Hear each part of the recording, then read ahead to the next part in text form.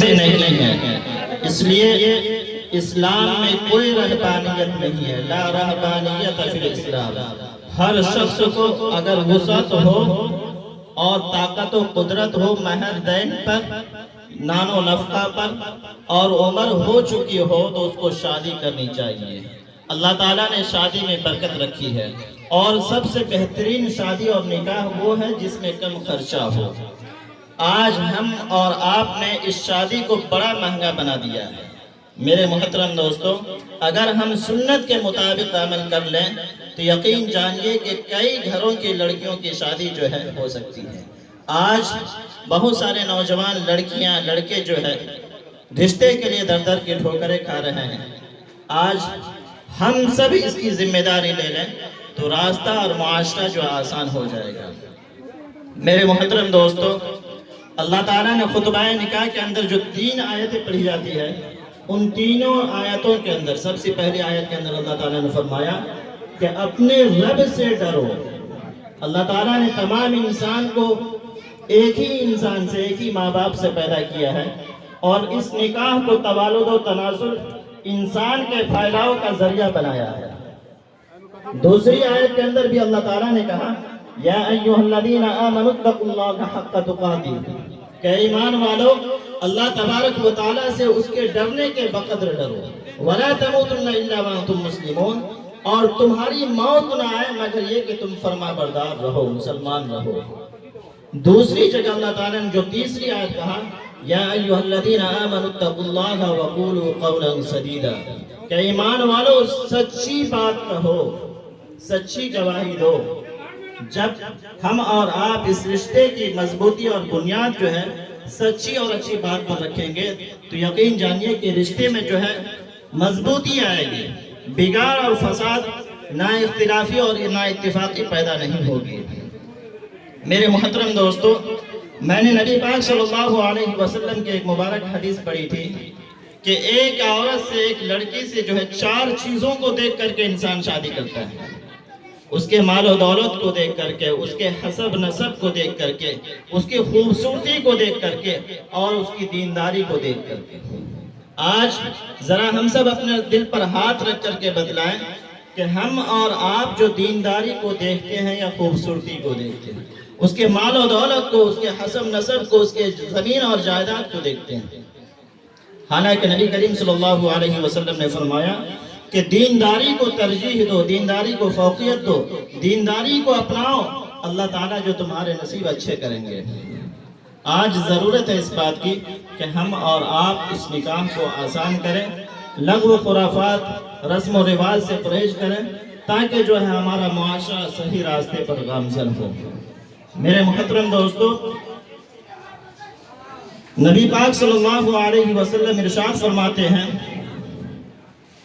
کہ جب انسان جوان ہو جائے اور وہ طاقت و قدرت رکھے کہ وہ مہر دین ادا کر سکے یا اس کا نان و نفقہ اور خرچ اور سکنا جو برداشت کر سکے تو اسے چاہیے کہ وہ نکاح کر لے۔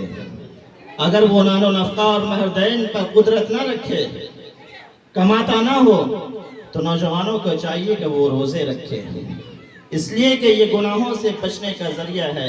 گناہ یہ جو ہے روزہ جو ہے گناہوں سے بچنے کا ڈھال ہے۔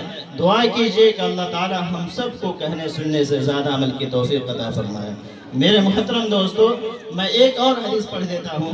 نبی پاک صلی اللہ علیہ وسلم ارشاد فرماتے ہیں لا تزال قدم ابن آدم حتى تسأل عن 5: عن عمره فيما أفناه، وعن شبابه فيما أبلاه، وعن ماله من أين اكتسب وفيما أنفق وماذا عمل فيما علم۔ کہ اللہ تعالیٰ نے ہمیں اور آپ کو جو یہ لمبی زندگی دی ہے، 60 سالہ، 70 سالہ، 80 سالہ، 90 سالہ زندگی دی ہے، اس زندگی کے بارے میں کل قیامت کے دن اللہ تعالیٰ پوچھیں گے۔ آج ہم اس زندگی کو کہاں بسر کر رہے ہیں، کس راستے پر چل پڑے ہیں ہمارا، اس کے بارے میں اللہ تعالیٰ پوچھیں گے۔ دوسرا سوال جوانی کے بارے میں ہوگا۔ جوانی کے بارے میں پہلا سوال ہوگا کہ آپ نے جوانی اور طاقت کا استعمال کہاں کیا۔ میرے محترم دوستو، اللہ تعالیٰ نے ہمیں اور آپ کو جوانی دی ہے، طاقت دی ہے، صحت دی ہے، قدرت دی ہے۔ اس جوانی اور طاقت کا استعمال جہاں ہم اور آپ روزی روٹی کی فکر میں لگاتے ہیں، بال بچوں کی خدمت میں لگاتے ہیں، وہیں ضرورت ہے اس بات کی کہ اس جوانی کو اللہ کی عبادت میں بھی گزاریں۔ تیسرا اور چوتھا سوال مال و دولت کے بارے میں ہوگا کہ آپ نے مال کہاں سے کمایا۔ آج ہم اور آپ جہاں روزی روٹی کی فکر کرتے ہیں تو اس بات کی بھی فکر ہو کہ وہ مال و دولت ہمارے لیے حلال ہو۔ اور مال و دولت ہی کے بارے میں دوسرا سوال ہوگا کہ آپ نے مال کما لیا صحیح، مال کمانا کوئی گناہ کی بات نہیں ہے جبکہ وہ جائز طریقے سے ہو، حلال طریقے سے ہو، لیکن آپ نے مال کہاں خرچ کیا ہے؟ اپنے آپ پر، بیوی بال بچوں پر، رشتہ داروں پر، نیک کاموں میں؟ یقین جانیے کہ یہی وہ مال ہے جس کے بارے میں اللہ تعالیٰ نے فرمایا کہ اگر تم 1 روپیہ خرچ کرو گے تو اللہ تعالیٰ اس کا 10 عطا کریں گے۔ لیکن آج اللہ تعالیٰ نے ہمیں اور آپ کو جب مال و دولت دیا ہے تو اس زمین پر اکڑ کر کے نہ چلے، تواضع اور انکساری کو اختیار کریں۔ ہمیں اور آپ کو چاہیے کہ اس مال کا صحیح استعمال کرنا سیکھیں، مال کا بیجا استعمال نہ کریں، شراب نوشی میں، جوا بازی میں، طرح طرح کے عیاشیوں میں اس مال کو برباد نہ کریں۔ میرے محترم دوستو، 5واں اور آخری سوال ہوگا کہ آپ نے جو کچھ جانا، جو کچھ سیکھا، علماء کی مجلسوں میں جا کر کے، جلسہ جلوس میں جا کر کے، آپ نے اس پر کتنا عمل کیا؟ آج ہم سب آئے دن تقریریں سنتے ہیں، علماء کرام کے بیانات ہوتے ہیں، مؤذن پکارتا ہے حی علی الصلاۃ، آؤ نماز کی طرف، حی علی الفلاح، آؤ کامیابی کی طرف، لیکن ہم سمجھتے ہیں کہ کامیابی تو بازاروں میں ہے، کامیابی تو کھیت اور کھلیان میں ہے، کامیابی تو رشتہ داری نبھانے میں ہے۔ میرے محترم دوستو، ہم اور آپ تھوڑے دنوں کے لیے اس دنیا میں کامیاب ہو جائیں گے، لیکن آخرت کی کامیابی جو ہمیشگی کی کامیابی ہے، اس کامیابی سے ہاتھ دھو بیٹھیں گے۔ ہمارے بیچ حضرت مولانا مفتی نبی حسن صاحب مظاہری اجازت لے کر آ چکے ہیں۔ چونکہ یہ نکاح کی مجلس ہے، عبادت کی مجلس ہے، اور اس میں بڑا ثواب بھی ہے۔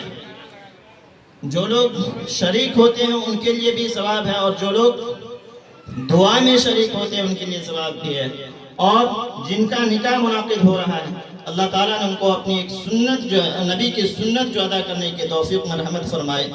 دعا کرتے ہیں کہ اللہ تعالیٰ ان کی زندگی میں خوب خیر و برکت عطا فرمائے، اس رشتے کو اللہ تعالیٰ کامیابی سے ہمکنار فرمائے، اور ان دونوں گھروں میں اللہ تعالیٰ اتحاد و اتفاق پیدا فرمائے۔ میں حضرت مولانا مفتی نبی حسن صاحب مظاہری سے درخواست کرتے ہیں کہ حضرت والا نکاح پڑھوا دیں۔